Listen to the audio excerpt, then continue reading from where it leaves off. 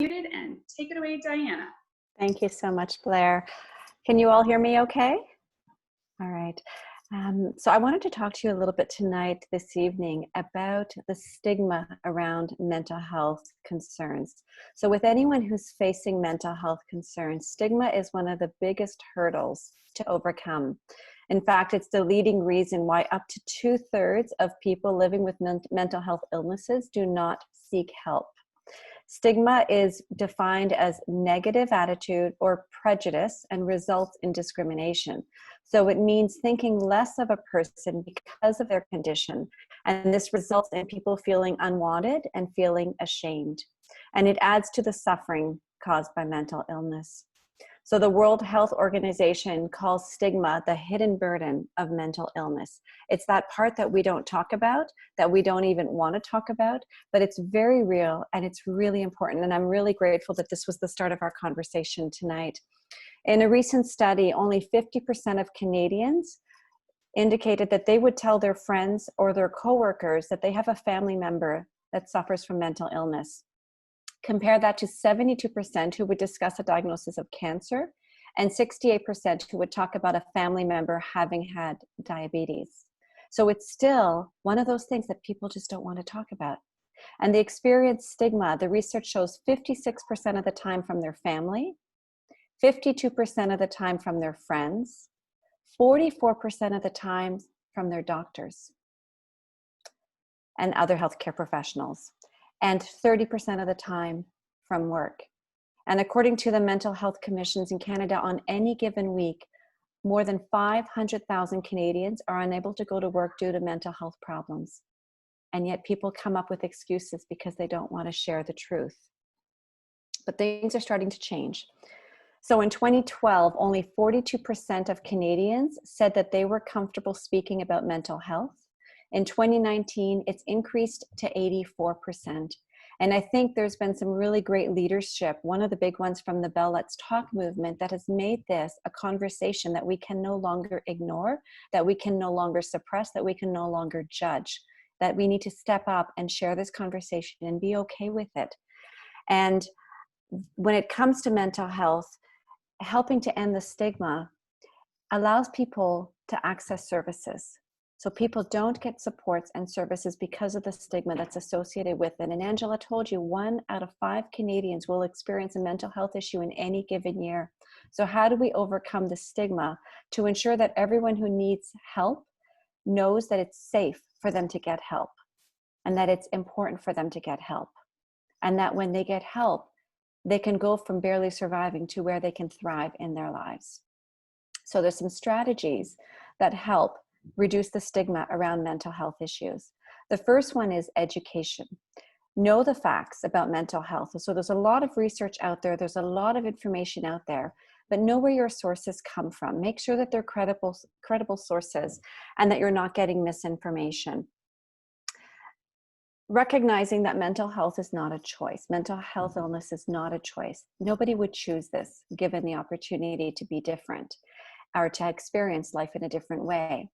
And my belief is that we all are light beings, soul beings, having a human experience. And as part of that, we all have this tendency to want to just feel really good in life and to reach for the light. But what if we acknowledge that the darkness and the shadows is part of this embodied experience? It's part of being human. And we didn't try to make it wrong. We saw it as just a different part that we need to navigate in our lives instead of making it something that we need to push away and resist. So by pushing it away and resisting it, we deny its existence and then we stop having conversations about it. But instead, if we could show up and just let people know, yeah, I'm not in a good place right now. And find out how we can help others in it, the educational piece. The other part that's really critical is changing the language. And I've been practicing as a communication specialist, speech and language pathologist, for over 30 years with my specialty primarily in the area of ASD, of autism. And I've learned in the work in the field that I am that the words that we use matters significantly. That words can really empower people and words can take away power from people. So in my field as a communication specialist, it's really important that we do not label with the identification. So I don't say, I am depressed. In other words, I'm labeling myself as that. I say, I feel depressed, or I'm managing depression, or I'm moving through waves of depression. So if you can see the difference there, it's about not identifying yourself or your loved ones with the disability or the identification or whatever you're going through. It's recognizing that this is just part of what happens in life, perhaps, and we can move through it as we move through anything in life. There's going to be ebbs and flows, waves and low points in life. But as soon as we identify with the identification or with the diagnosis, we stop realizing that there's other parts of us that are so valuable, that are so beautiful, that are so needed to be shared and experienced and expressed in the world, because we get really stuck on the identification. The other thing is, as an example, using the word, my neighbor, no, that's my neighbor, he has bipolar, or that's my bipolar neighbor, instead of that's my neighbor, and he sometimes acts a little bit unpredictable because he's managing bipolar disorder. So it's not that we're not admitting to the truth, but it's a different way of communicating it that is much more uplifting for the individual who's dealing with mental health issues and or any identification, because my field has really been working with children who have had identifications. One of the third points I wanted to mention is to remember that you are not your diagnosis.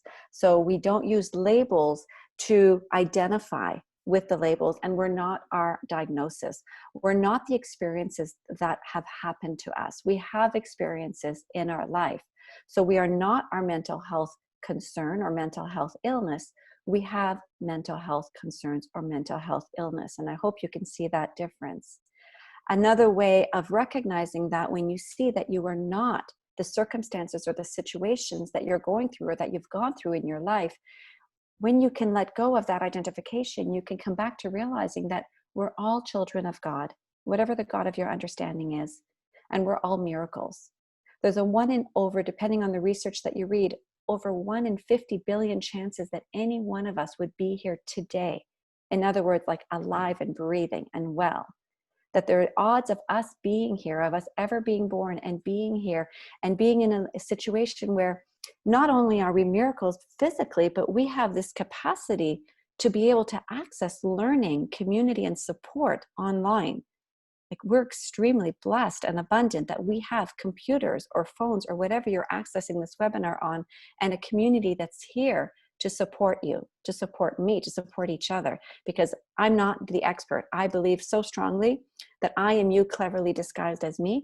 I've just a bit of a nerd when it comes to health and wellness, and I've spent the last 20 years researching, coaching, bringing mindfulness into all of the practices and all of the hats that I wear. And through that was able to heal my own limiting beliefs about myself.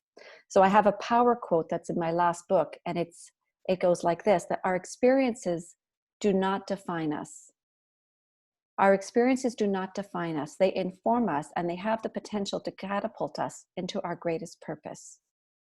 That I believe that we all have a purpose here on earth. And if we limit ourselves with our identification, if we get caught up in the stigma of the identification or the diagnosis or whatever it is that any one of us is dealing with, we forget that we have a greater purpose in our world. There was a time about 8 years ago where I was in a very deep depression. I lost everything. And I still get very teary and tingly when I talk about this. It's a very vulnerable moment and share for me. But I lost everything. I lost 4 businesses, a house, my investment properties, my vehicles, and my retirement fund. And it was really hard for me to get out of bed someday. And it was really critical for me those days to reach out to people, to reach out to therapists, and I also reached out to coaches. And the therapist had a role in my life, and the coaches had a kind of different role. And there was overlap at times, and I don't know that I could have gotten out of bed without their support. What I knew for sure is that my philosophy, my beliefs, and my teachings are that, and I knew this even in that moment, that my experiences do not define me. And that there's ebb and flow. In the yogic world, we call it spanda, that everything moves in ebbs and flows. So if there's going to be a high in life, there's also going to be a low. And if I only attach to the high, in other words, if I only want to feel good all the time, when I don't feel good, I'm going to make something wrong about myself. So instead, I move in the wave now. And in the yogic world, I call it, I get on my surfboard and I ride the waves of life. And sometimes the waves are going to be smooth, and sometimes the waves are going to be bumpy, and life is going to be bumpy. And in each of those situations, whatever the bumps are, whether they're high or whether they're low, I don't let them define me. I let them inform me. I let them teach me. I let them place me in a place of curiosity, like, what can I learn from this? Right? Who can I talk to about this? How can I use this to help other people? Because that's absolutely my purpose here in the world. I have no doubt about it. I've also learned to move from a slightly different approach than a traditional counseling or therapeutic approach, where I move from the bottom up instead of top down when I do coaching and when I do my mindfulness work. So it's not about changing mindset so much, although I do some of that traditional life skill mindset changing. It's about recognizing that we hold trauma, tension, and experiences in our bodies. We hold them in our bodies and we literally kink our nervous system. It's like a hose that gets kinked. And when the hose is kinked, when our nervous system is kinked, in other words, we have trauma that we haven't been able to manage, to work through, to give voice to express, or to heal, we diminish our life force. And so I say, of course, people feel depressed. Depression is lack of feeling, because feeling means I have to feel in my body what's not feeling really good. And so people often go and they want to do cognitive therapy, cognitive behavioral therapy, just tell me how to change my thoughts. My work is about moving into the body and creating a safe environment where people can feel safe enough in their own bodies to be able to move in and just start to unkink little by little, bit by bit, the nervous system, so that they can start to heal and feel their wholeness and completeness, which is absolutely every one of our birthright. Another key point to help support people around letting go of the stigma is to be empathic. Empathy is so critical. Dr. Brené Brown is a researcher, social worker. Most people have heard about Brené Brown. She's like, I call her my best friend. We've actually never met, but we just speak the same language. And Brené Brown says that if you put shame in a petri dish, it needs 3 things to grow. It needs secrecy, it needs silence, and it needs judgment. If you put that same shame in a petri dish and you douse it with empathy, it will survive. And as I talk last night, I was given the best experience to share with you. So I'm in BC right now visiting a family member, my sister, who has a son, 8 years old, who has fetal alcohol syndrome disorder. He was adopted and he has FASD. And for those of you who don't know much about FASD, it shows up as a lot of regulatory issues. Self-regulation is a massive, difficult area for him. And he had a little meltdown yesterday at bedtime. And my sister was with him for about an hour, and she's amazing. She's a psychologist. She knows exactly what to do. And when she came out, my 13-year-old said to her, "I'm sorry that you had a hard time tonight." And I just said, "This is my son." I said, "Thank you so much for sharing that," because that's empathy. That's like, I see that this is hard and I don't need to fix it. There's really nothing I can say to fix it, but I can acknowledge the effort that you're putting in and how difficult it is. And the next morning, I said to my nephew, this morning, the next day, I said to my nephew, "I'm sorry you had a hard time getting to bed last night. I could see that was tough for you." I don't need to make it different. I don't need to fix it. Empathy is being present and recognizing that we can offer compassion. We can be with the people, whatever the situation is, we can be with them. So empathy is so critical to be able to help to reduce the stigma around mental health issues. And it could be as simple as just asking, how can I help? How can I be there with you? I know that you guys have shared some of your recent seasons that have been really tough. I've had some really tough seasons. I lost my father to COVID. And my daughter, who's 23, one day I just sat in my bedroom floor and cried. And she came, and because my kids are coached every day, she knew exactly what to do. She just sat next to me. That's all she did. She sat next to me. She didn't have to fix it. She didn't have to say, "It's going to be okay, Mom," because you know what? It wasn't okay in that moment. I needed empathy, and that's what she brought to me. And then the last point I wanted to talk about was, and this is again from Brené Brown's work, and from the work, the beautiful work that Belle is doing, is break the silence. Break the silence. One of the reasons that there's so much shame around mental health issues is because people have not talked about it. I mean, really, until very recently. And when we talk about it, we start to create a space where shame can no longer be fed. Shame is the reason we don't talk about it, and shame gets fed by silence. So the only remedy for shame, and this is from Brené Brown, the remedy for shame is to give it a voice. Talk about it, whatever you're talking about it looks like. So for me, I'm a writer, I'm an author. So I write, and my books are very vulnerable. I'm in the process of writing one now, and like everything is in there. My daughter looks at it and says, Mom, I have a vulnerability hangover reading how vulnerable your book is, and it's not even about her. But writing is a great tool. Journaling is a great tool, and don't ever underestimate the power of talking. And your talking may not mean that you talk to, your barista at Starbucks, but maybe you do, right? We have this society where we've been taught that when someone says, "How are you?" there's one response: "I'm fine." But my dad just died. I'm not fine. I'm not fine. And I have a definition for fine that is like effed up, insecure, neurotic, and emotional.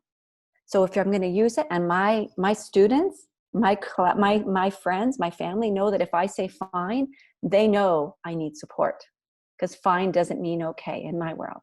It means I need support. So to be able to share, and it means being willing to go into your body and to feel, okay, what am I noticing right now? For me, I've been feeling a lot of grief. Some of it's mine, some of it's collective grief. Certainly at the beginning of COVID, I was feeling a grief that wasn't even just mine. It was a universal grief that I just felt so strongly in my body. And it comes through, years and years and years of mindfulness work and embodied work and somatic work, moving into the body instead of moving away from the body, moving towards the discomfort instead of moving away from the discomfort. And being able to do that gives you then the opportunity to curate the language that helps you to recognize, what am I feeling? What is happening inside me? And then finding your people, finding your tribe, your community, to be able to share what it is that you're noticing inside of you. And if you don't have people, this is where it's so important to find a therapist or find a coach, because their job is to listen, is to give you an opportunity to find your voice and to share, so that you don't walk around saying, I'm fine, but inside you're dying, right? Inside, you've got so much discomfort and tension and tightness that you don't necessarily know what to do with, or the alternative is numbness, right? We just don't feel. So finding someone that you can share a little bit of your inner world with. And then the great thing about that, if it's a friend or a family member, you give them permission to share their inner landscape. And this is how together we start to heal and move through the stigma that we've placed on mental health and on not speaking about our truths. And I want to end with just a quick paragraph where mental health is bigger. It's bigger than the presence or absence of mental health illness. Our mental health is the greatest thing that we can give. We have this capacity to heal and to hold space for it. But when we have stigma around it and around illnesses, we squish it down. We suppress it. We push it down. Excuse me a second. Each of our paths to mental well-being will be unique. All of you on the screen, you have your own goals. You have your own challenges. You have your own talents. You have your own supports. But if we can focus on education, if we can focus on the language that we use, if we can focus on not identifying with our diagnosis, our experiences, our identifications, if we can focus on creating empathy and giving voice to our shame and our experiences, we can work together to ensure that everyone has an access to their voice and access to mental health supports, and we can help to remove the stigma, to reduce the limitations, and to reduce the stresses that we're carrying in our body, because stigma creates more stress. And I'd like to end with a quote that I share at some point all the time in my talks with regards to life, but really specifically here with regards to mental health and mental well-being. We may not have it all together, but together we can have it all. And that's what this community is about. So thank you so much for inviting me to be part of this event tonight. Wow, Diana, thank you so very much. You Mm. speak with such depth of experience and gentleness and kindness about you, and I just love your energy. I'm wondering if you could write in the chat the titles of your books. You Mhm. mentioned your books, you're writing another book. If you could just share with us in the chat, that would be amazing. Um,